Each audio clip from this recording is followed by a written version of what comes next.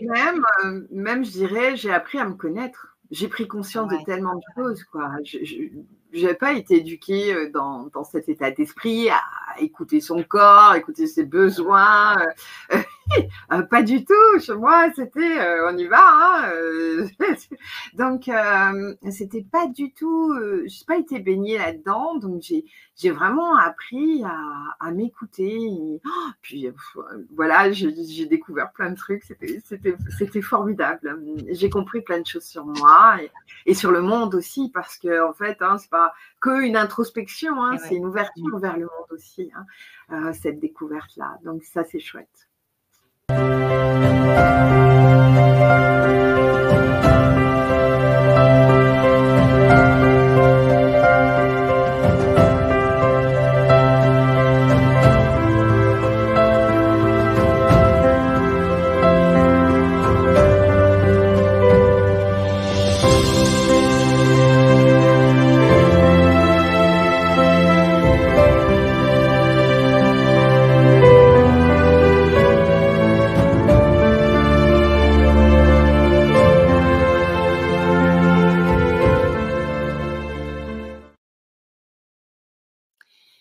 Bonjour à vous tous et à vous toutes. Donc, j'espère que vous allez bien. Je suis très heureuse de vous retrouver donc sur cette chaîne pour vous parler d'aujourd'hui de la sophrologie. Donc, pour cela, j'ai le plaisir d'accueillir donc Corinne, qui est sophrologue et qui va donc nous parler de son parcours, de pourquoi elle est arrivée à la sophrologie et ce qu'elle propose dans ses accompagnements, dans ses séances. Voilà, je l'accueille tout de suite. Et voilà. Salut Corinne. Coucou Bernadette. Merci de me permettre de présenter ma pratique et ainsi que pour tous les autres praticiens, tout ce que tu fais. Merci infiniment en tout cas. C'est chouette. Je t'en prie, c'est un vrai plaisir de te voir parce que c'est vrai qu'on se rencontre via les réseaux sociaux et c'est vrai que j'aime beaucoup ce que tu fais, ta façon de présenter ta pratique. Et c'est par la magie des réseaux sociaux en fait que j'ai pu te contacter. Et comme je suis dans cette optique, c'est vrai, de partager toutes les pratiques parce qu'il existe tellement de pratiques et de praticiens dans le bien-être que voilà, j'ai estimé que tu avais ta place aussi, voilà, dans ce podcast. Et donc, écoute, je vais te demander de te présenter, voilà, où tu es, si tu es en France, à l'extérieur, voilà, à l'étranger, et voilà. Allez, c'est à toi. Allez, c'est parti. Alors, comme vous pouvez le lire, moi, c'est Corinne, Corinne Talek. Je suis sophrologue. J'ai une certification à RNCP, donc aussi. Alors, j'habite à Vence. Je ne sais pas si tu connais Bernadette, Vence. Non, je ne connais pas. C'est dans le sud de la France, non? C'est ça? Oui, c'est dans le sud de la France. Et après, on connaît souvent Saint-Paul-de-Vence. C'est juste à côté, en fait. Donc, je suis 06 et donc je pratique, j'ai un cabinet à Vence et aussi à Cagnes-sur-Mer. Cagnes-sur-Mer, ça te parle? Cagnes-sur-Mer, ça me parle, mais bon. Voilà, donc et après, je m'adresse à toutes les personnes qui sont francophones. J'ai des personnes qui viennent déjà de Suisse, de Belgique, puisque je fais de la téléconsultation aussi et j'interviens aussi dans des institutions. D'accord. Voilà. Et tu as toujours été venue à la sophrologie, comment? Tu as toujours été, c'est vraiment ce que tu voulais faire ou c'est venu après? Alors, pas du tout. Vraiment pas du tout. Bon, j'ai fait plein de choses dans ma vie. J'ai dirigé pendant des années des établissements de restauration, d'hôtellerie-restauration, parce que j'ai un diplôme, un BTS de 6 années d'école hôtelière. Alors, j'ai fait une parenthèse à un moment donné dans le prêt-à-porter. J'ai eu mes propres restaurants. Et puis, j'ai croisé la sophro parce que justement, moi, je cherchais une activité qui puisse allier la tête et le corps, parce que chez moi, c'est à partir un petit peu, les deux étaient complètement dissociés. Ouais, je somatisais beaucoup, j'ai l'impression de tout bien vivre, et puis finalement, pas du tout, quoi. J'ai beaucoup somatisé. Donc, je suis allée un jour au forum des associations chercher une activité qui puisse mettre de l'équilibre dans tout ça. Ouais. Mais je cherchais plutôt du yoga, j'en avais fait, je trouvais ça chouette. Et la prof du yoga sur le stand n'était pas là et je suis tombée sur une sophrologue. Et donc, ça a été… Alors, moi, je connaissais absolument pas, je n'avais jamais entendu parler de la sophrologie, c'était il y a très longtemps, il y a plus de 15 ans maintenant. Et donc, j'ai commencé la sophrologie et j'y comprenais pas un beignet. On me demandait de fermer les yeux, de respirer. Donc là, je me suis rendu compte que je respirais à l'envers, de sentir ma main. Je veux dire, c'était bizarre pour moi. Mais il se passait quelque chose systématiquement. Et tu sais quoi, j'ai adoré parce que j'ai appris à me découvrir et j'ai vraiment adoré. Et alors, j'ai pratiqué en groupe, en collectif, avec une sophrologue issue du cursus caïcédien. Elle avait un master, sophrologie caïcédienne. Et donc, pendant 6 ans, j'ai exercé avec elle. Je fais tous les degrés. Et j'ai même redoublé une fois un degré. Enfin, bref, j'ai refait la même chose, mais je me suis rendu compte que même en faisant la même chose, on ressentait des choses différemment, puisque on n'était jamais pareil, quoi, en fait. Et oui. Et puis, ensuite, j'ai continué pendant 2 ans avec une sophrologue qui était issue d'un parcours, il y a une école Michel Freud à Fréjus. Donc, c'était encore une autre façon d'aborder les choses. Et puis, j'étais amenée à un moment donné à… Donc, ça m'a métamorphosé ma vie. Et à un moment donné,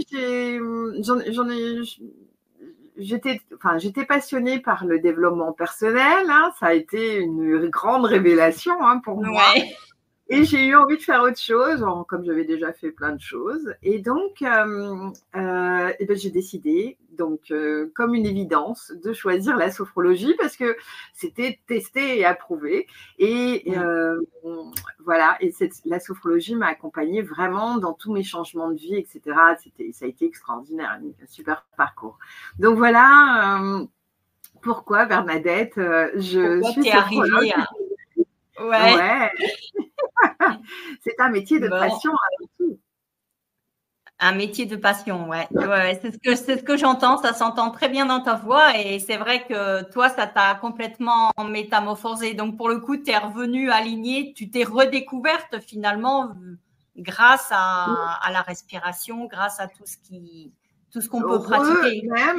Même, je dirais, j'ai appris à me connaître. J'ai pris conscience de tellement de choses, quoi. Je n'avais pas été éduquée dans cet état d'esprit à écouter son corps, écouter ses besoins. Pas du tout. Chez moi, c'était on y va. Donc, c'était pas du tout. Je n'ai pas été baignée là-dedans. Donc, j'ai vraiment appris à m'écouter. Puis, voilà, j'ai découvert plein de trucs. C'était formidable. J'ai compris plein de choses sur moi et sur le monde aussi, parce que en fait, c'est pas qu'une introspection, c'est une ouverture vers le monde aussi, cette découverte-là. Donc, ça, c'est chouette. Ouais, super. Et donc, tu peux me parler, donc, pour le coup, de la sophrologie, de la pratique de la sophrologie, toi étant cliente et maintenant devenue thérapeute, pour le coup. Comment ça se passe, les séances? C'est des séances courtes, longues, un accompagnement? Alors, c'est quoi? Alors, bon, si on rentre déjà dans ce que c'est la sophro, donc pour toi, c'est quoi, Bernadette, la sophro? Comment tu vois ça? Est-ce que tu connais bien? Tu as déjà essayé ou pas? Alors, j'ai essayé parce que bon, j'ai un ami qui est sophrologue, donc c'est vrai que j'ai suivi aussi son parcours étant devenu aussi sophrologue. C'est vrai qu'il y a beaucoup pas d'a priori du tout, mais en fait, les gens vont assimiler la sophrologie à la relaxation, alors que c'est bien au-delà de ça. C'est pas que ça. Voilà. Donc moi, c'est vrai, c'est la respiration,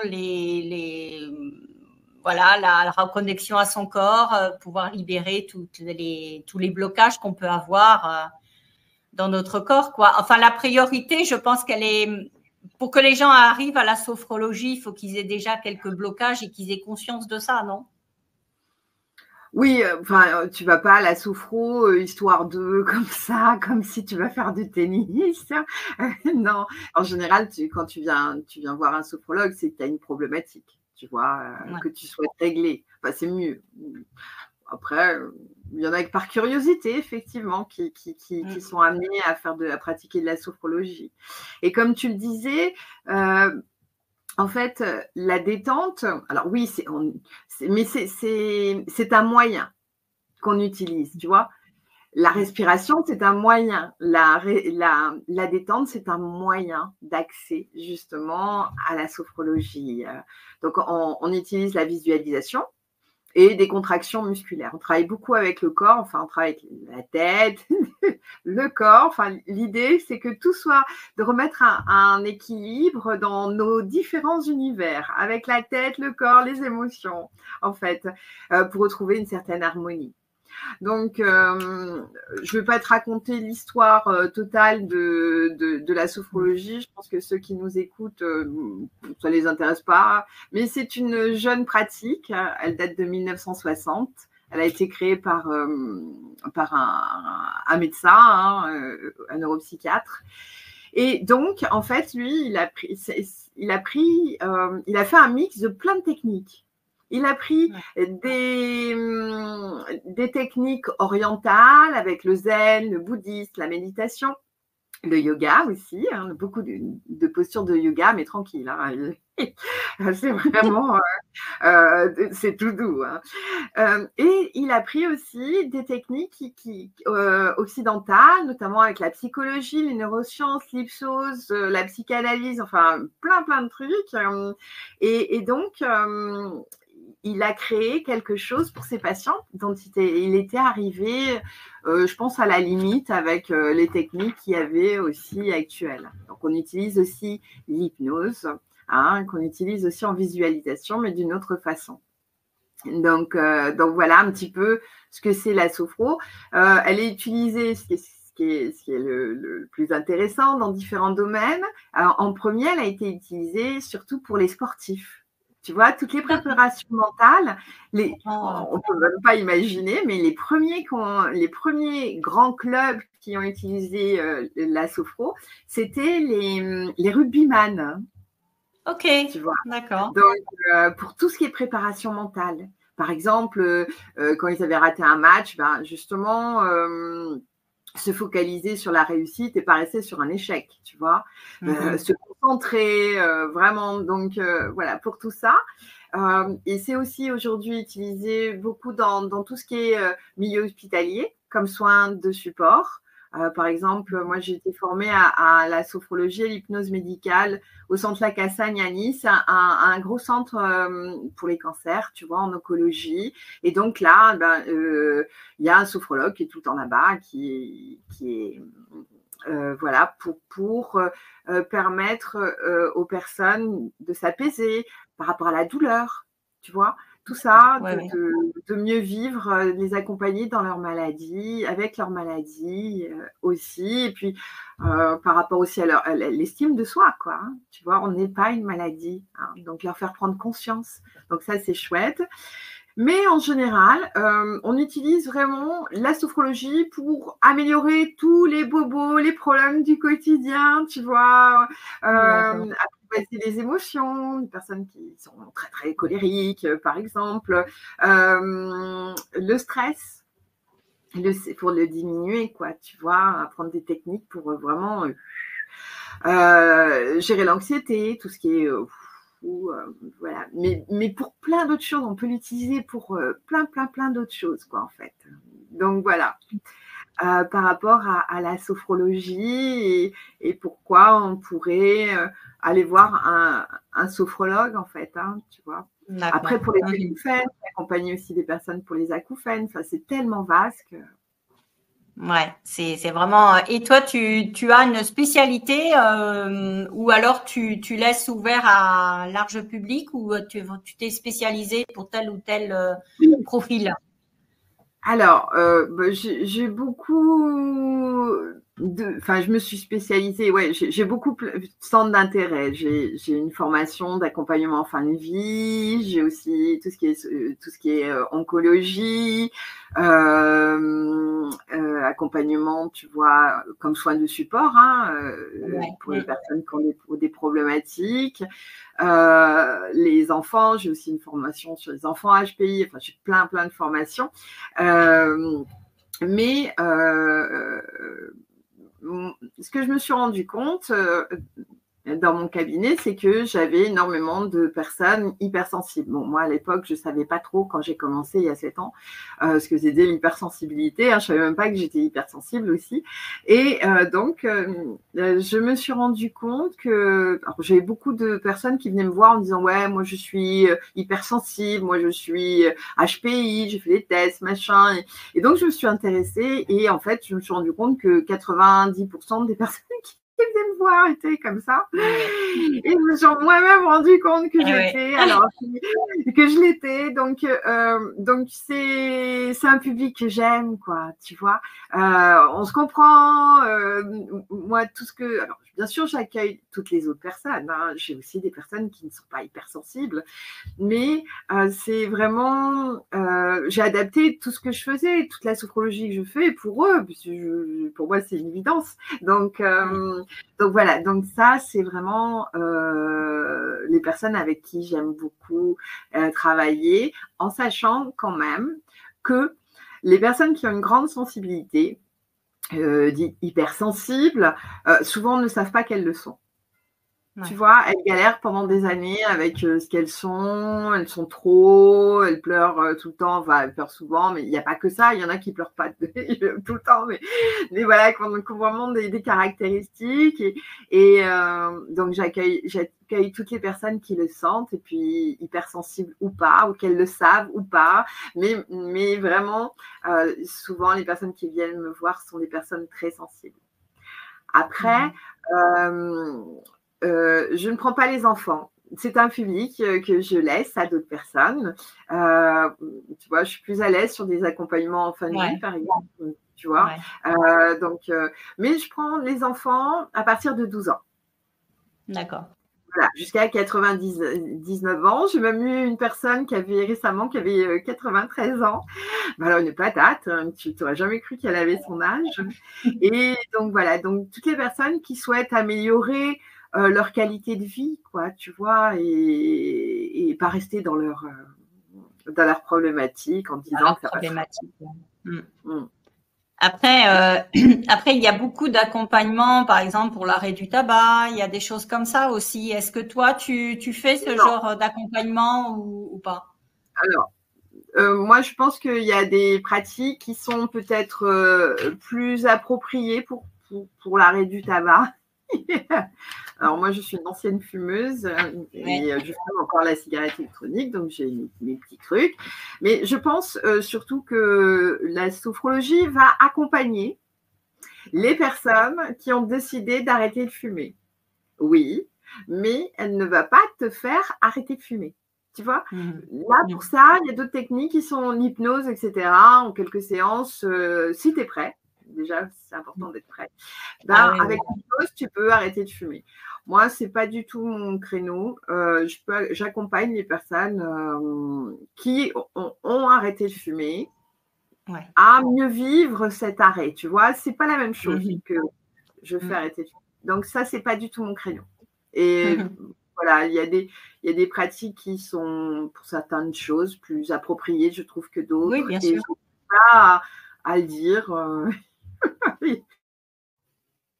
Oui, je te posais la question parce que c'est vrai que ça fait partie de peut-être des a priori ou des choses que les gens pensent. On me dit, bah tiens, je vais aller voir un sophrologue ou je vais aller voir un hypnothérapeute, qui savent pas forcément, tu vois, la différence. Il faut vraiment prendre contact avec l'un ou l'autre thérapeute, je pense aussi, parce que tu peux avoir des sophrologues qui sont aussi hypnothérapeutes et qui vont aussi traiter ce sujet-là, quoi. Complètement. Alors moi, je m'intéresse à l'hypnose. C'est vrai que je suis formée à la sophrologie. C'est vrai que je suis formée en hypnose médicale, mais par rapport à la gestion de la douleur. Donc, je vais avoir une approche sophro-hypnose, tu vois, là-dessus. Et l'idée, c'est de donner aux personnes des outils, tu vois. Dans ma pratique, moi, c'est vraiment de donner des outils aux personnes pour qu'elles soient au maximum indépendantes et autonomes. C'est vraiment, en tout cas, la sophrologie telle que je la pratique, et par rapport à l'hypnose, il y a plein de choses similaires, hein, parce que c'est issu de l'hypnose, hein, mais pas dans tout. Hein. C'est vraiment, pour moi, j'enseigne, tu vois. C'est un enseignement pour permettre aux personnes de modifier, si elles le souhaitent, leur fonctionnement. C'est vraiment un investissement sur du long terme, hein, voilà, un accompagnement en sophrologie avec moi. On va planter plein de petites graines. Il y en a qui vont pousser tout de suite, d'autres pas, mais il y en a qui vont pousser tout au long de la vie. Tu vois. Donc en sophrologie, moi j'aimerais, je trouve regrettable, peut-être un jour ça se fera. Il y a pas mal de polémiques là-dessus, mais c'est vraiment, voilà, enseigner toutes les bases de la sophrologie à l'école, ce serait vraiment, je pense que le monde irait beaucoup mieux, quoi, tu vois, parce que en sophrologie, quand tu viens me voir, tu vas apprendre à apprivoiser tes pensées, tu vois, à apprivoiser aussi tes émotions, à apprendre à te connaître, à comprendre tes besoins, tu vois. Donc, tu vas acquérir un panel d'outils, aussi à prendre conscience de tes valeurs, de ta valeur, de ce qui fait que tu es toi, quoi. Donc, c'est vraiment, voilà, c'est vraiment un travail en profondeur que moi, je permets de faire, quoi. Alors, c'est un retour aux bases, aux fondamentaux qu'on devrait tous connaître, nous apprendre, avoir connu, avoir appris quand on est petit. On s'en tirait beaucoup mieux, tu vois. Donc voilà. Bon, c'est cool. Et tu as donc en accompagnement, tu as déjà tu fais vraiment en fonction de la personne, ou tu as des accompagnements type, des programmes type d'accompagnement, par exemple, où tu fais vraiment en fonction de la personne, hein? Alors, si quelqu'un vient te voir, elle va avoir une problématique, traiter l'anxiété, tu sais déjà, toi, dans le protocole, ce que tu vas faire, ou sur 5, 6 ou 10 séances, ou tu fais vraiment en fonction de la personne au fur et à mesure? Alors, les deux, parce que les fondamentaux restent les fondamentaux. Hein. Apprivoiser ses émotions, voilà, il y a différentes façons de l'aborder, mais ce sera apprivoiser ses émotions, par exemple. Alors, comment ça se passe?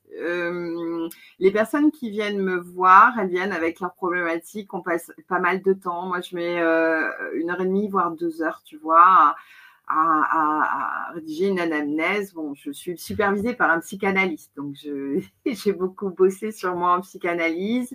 Donc, j'ai une formation d'anamnèse. L'anamnèse, c'est les questions-réponses. Hein. Voilà, donc je fais un gros travail au début. On va faire passer 1h30, 2 heures, à vraiment voir, creuser, à essayer de connaître vraiment la personne et les problématiques de la personne, mais vraiment dans la globalité. Ça peut être, il y a des douleurs, voilà, est-ce qu'elle a mal à la tête, voilà. Et en fonction de ça, on va définir un objectif. Ce qu'elle veut faire, quoi. Où c'est qu'elle veut aller. C'est pas moi qui décide, c'est elle. Hein. C'est moi, je peux dire, ouais, il y a ça, ça, ça. Elle dit, bah non. Donc voilà. Donc, déjà, pour dire que c'est pas quelque chose qui est à la chaîne, tu vois, j'ai un programme à la chaîne. Donc ensuite, après, moi, je passe beaucoup de temps à élaborer un protocole, c'est-à-dire toutes les étapes qui vont être, qui me semblent et qui sont importantes pour que cette personne accède à ce qu'elle veut. Par exemple, si elle veut apprendre à mieux vivre, enfin à gérer le stress, tu vois, elle souhaite être plus zen dans sa vie. Donc voilà, moi je vais faire un protocole avec, mais par rapport à elle. Tu vois, on va ça, voilà, vraiment… par rapport à… Je vais travailler, on va aussi dans cette anamnèse, dans ce questionnaire qu'on fait ensemble pour apprendre aussi à mieux se connaître, je vais aussi aller gratter toutes les ressources. Parce que en sophrologie, on va travailler avec toutes les ressources. Voilà. Et donc, dans l'idée, c'est souvent en 3-4 étapes. La première étape, ça va être des séances qui vont être là pour lui apprendre les bases. Tu vois, genre comment se libérer de toutes ces tensions, ou se libérer du stress, tu vois. Et puis, comment se ressourcer, tu vois, le minimum, genre, bon, après 2 séances, tu vois, elles ont la bouée. Mais c'est pas réglé leur problématique, mais elles ont juste une bouée, quoi, tu vois. Ouais, et après, il y a une deuxième étape où moi, je vais leur donner beaucoup d'outils. Par exemple, si le stress vient, parce que le stress, c'est une vraie poubelle, quoi, tu vois, il y a tout et n'importe quoi. Ça peut venir de la fatigue, ça peut venir de sa façon de penser. Donc, si c'est au niveau pensée, bien, on va beaucoup travailler tout ce qui est pensée, tu vois. Apprivoiser ses pensées, apprivoiser ses émotions, apprendre du recul, se recentrer sur soi, tu vois, c'est tous des outils. Et puis ensuite, il y a une troisième étape où vraiment, on va valoriser la personne, elle va apprendre à se connaître. C'est-à-dire, quelles sont mes qualités, quelle est ma valeur, tu vois, quels sont mes besoins, etc. Et puis, la dernière étape, bien, la personne, elle va prendre conscience de tout le cheminement qu'elle a fait. De là où elle a été, on va prendre un rétro, tu vois, et on va regarder dans le rétro de là où je viens et tout le chemin que j'ai fait. Donc, les séances, tu te parlais de 5 séances. Oui, ça doit dépendre de la personne, de toute façon, comme tu me dis. Voilà, ça dépend vraiment de… Oui, moi, en général, on est plus à plus 10, tu vois, sur un minimum. Et voilà, puisque, comme on dit, on retravaille tous les fondamentaux. C'est-à-dire que… Voilà, c'est un changement, tu vois. Même pour une brioche, tu dois la laisser, tu vois, à un moment donné, reposer, ça monte. Non, c'est vraiment, c'est au rythme de chacun. Donc oui, j'ai des protocoles, j'ai des lignes de conduite, si tu veux, j'ai des programmes spéciaux pour les hypersensibles, j'ai des programmes pour des étudiants qui viennent me voir parce que ça peut arriver. Hein, pour les personnes qui ont des cancers, oui, j'ai un protocole, voilà, à peu près en X séances, mais je vais l'adapter à chaque personne, puisqu'on est unique. C'est impossible pour moi de s'imaginer que paf, paf, paf, je fais tout pareil. C'est impossible, quoi. Tu vois. Ok, bon. Et donc là, tu pratiques, alors tu disais que tu avais donc ton cabinet et tu fais aussi en distance et on peut retrouver toutes sur ton site internet, hein, c'est ça, sur CFX. Alors j'ai mis celui-là, je pense que c'est le bon. Oui, oui, c'est ça. Sur CFXC, il y a le programme pour les hypersensibles. Après, j'ai un autre site, un gros site, mais il est lié, il est conjoint. Mais déjà sur CFXC, tu trouveras pas mal de choses de ce que je fais. Alors moi, j'aime aussi le groupe, comme j'ai commencé comme ça. Donc là, j'ai relancé Alors là, on est plutôt pour se ressourcer, tu vois. C'est de la détente pure. Donc, je fais des ateliers. J'ai relancé ça en atelier de groupe. Donc en visio et en présentiel, donc à la Colle-sur-Loup dans le 06, ou en visio. Donc en visio, c'est 1 fois par mois et en présentiel 1 fois par semaine pour se ressourcer, pour apprendre à se ressourcer. Hein, parce que souvent, les personnes ne le font pas elles-mêmes toutes seules. Donc, moi, il y a 1 heure pour faire ça. Après, j'ai lancé un nouveau truc que j'adore aussi, parce que j'aime l'eau. Je fais de l'aquagym. Donc, j'ai lancé l'année dernière l'aquasophro. Donc, la sophrologie dans l'eau. Donc là, comme la détente, elle est amplifiée par l'eau, je te raconte même pas, quoi. C'est comme si tu as passé une semaine à l'assaut. Hein. Donc voilà, des ateliers de groupe vraiment pour se ressourcer. Et puis, voilà ce que je propose. Et sinon, il y a des programmes régulièrement par rapport aux personnes hypersensibles. Et donc, on peut m'appeler, hein, je suis assez, on peut m'écrire sur Instagram, tout ça, je réponds, je ne suis pas du tout… Je mettrai le lien de toute façon, voilà, en dessous de la vidéo pour que les gens puissent te trouver et te contacter, quoi, s'ils ont besoin. Oui, et puis je réponds aussi, il y a des appels découvertes téléphoniques, gratuits, donc voilà, je suis facilement joignable, en fait. Ouais. Et puis, comme je le dis toujours, si les gens sont intéressés, ils trouvent de toute façon, hein. Ouais, tout à fait, tout à fait. Bon, bah écoute, Comment? C'était clair. Tu as d'autres questions, Bernadette? Non, enfin moi perso, j'ai pas d'autres questions. Après, je pense que tu as super bien expliqué la sophrologie qui est voilà ta thérapie, enfin ta spécialité, pardon. Et c'est vrai que il faut enfin c'est vrai qu'on est toujours en train de se dire que ça serait bien qu'on apprenne ça étant jeune. Mais il y a pas que la sophrologie, quoi. C'est apprendre à se connaître par le biais de la sophrologie, mais on peut aussi se connaître par d'autres thérapies aussi, quoi.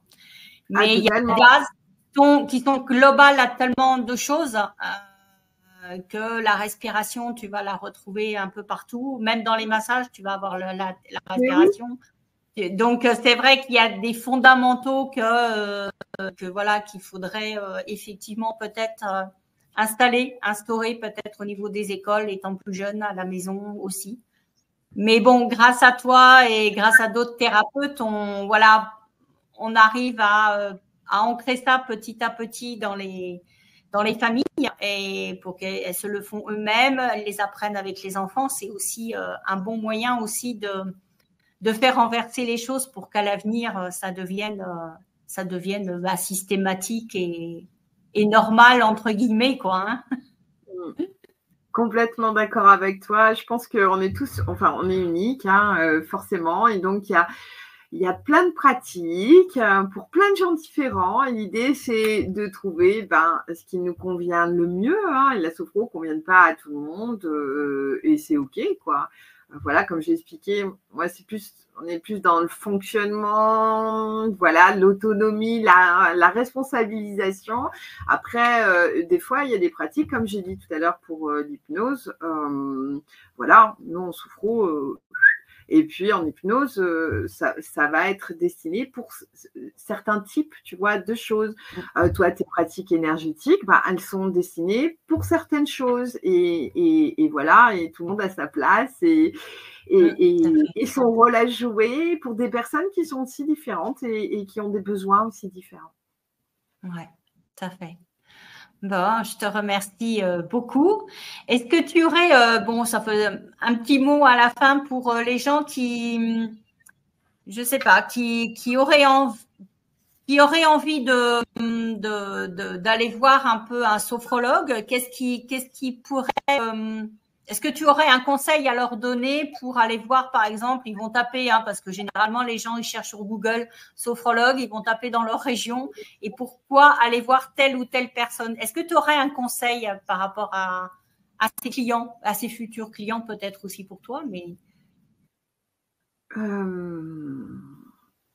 un conseil pour aller voir tel ou tel sophrologue, par exemple. Est-ce que tu aurais un conseil? Est-ce qu'il faut qu'il fasse… Ah oui, par rapport à la sophrologie. Alors, moi, je dirais que, et pour toute pratique, c'est pareil, c'est important de bien sentir avec la personne. Autrement, on ne pourra pas avancer. Ne pas hésiter à changer s'il y avait besoin. Hein, donc, prendre un premier contact téléphonique pour voir si ça passe, si c'est la bonne personne pour vous. Et il est impératif que ça passe en fait. Hein.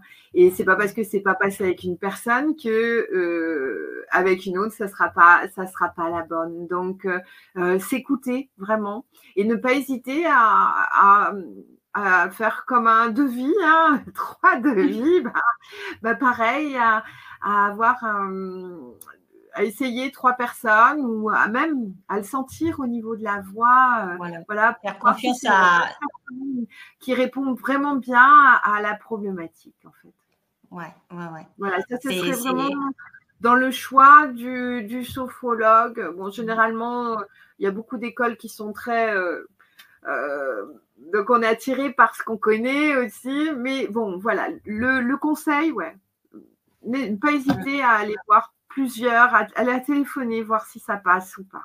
Ouais, se faire confiance et faire confiance à notre intuition.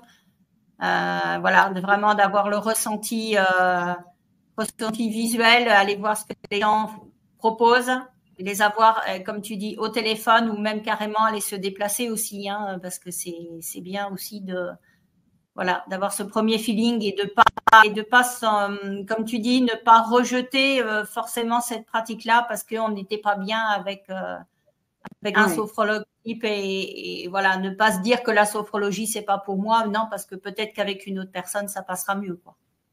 Oui, mais c'est pareil pour tout, hein. Un prof, bien sûr, mais c'est toujours bien de le rappeler, tu vois, parce que… Oui, c'est ça, mais complètement, parce que par exemple, quand à l'école, toi et moi, peut-être, il y a des fois, il y a des matières qu'on n'a pas du tout aimées, parce qu'il y avait un prof qui nous l'enseignait, et puis ça a été une révélation parce que il y avait d'autres profs qui nous ont enseigné cette même matière, quoi, tu vois. Donc, c'est pareil pour tout, vraiment. Tout, complètement, voilà, ne pas hésiter à changer si besoin, voilà, Oui, pour tout. Tout à fait. Bon, écoute, je te remercie, Corinne, pour cet échange. C'était très sympa, voilà. Je te remercie d'avoir accepté. Et puis, je te retrouve en off, hein, voilà. Je te dis à tout de suite. Ça va, salut. Voilà, donc c'était donc un échange donc sur la sophrologie. J'espère qu'elle vous a plu. Si n'hésitez pas à liker, partager, voilà, et à vous abonner à ma chaîne. Je vous retrouve pour une prochaine donc thérapie sur le mieux-être. On parlera des mémoires akashiques et du feng shui émotionnel. Voilà, donc je vous dis à la prochaine fois et bye bye.